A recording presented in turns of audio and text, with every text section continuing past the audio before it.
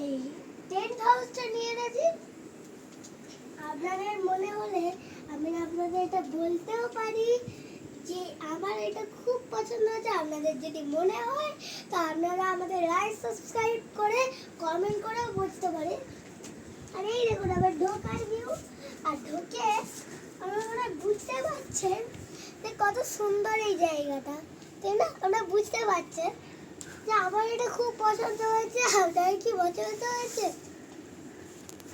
আরেকটা জিনিস আপনাদের বলছি, সামনের দিকটা, এই সামনের দিকটা দেখুন কত সুন্দর ডিজাইন করা, তাই না?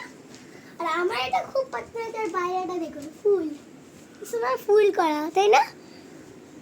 বুঝতে পারছেন আমার এটা খুব পছন্দ হয়েছে।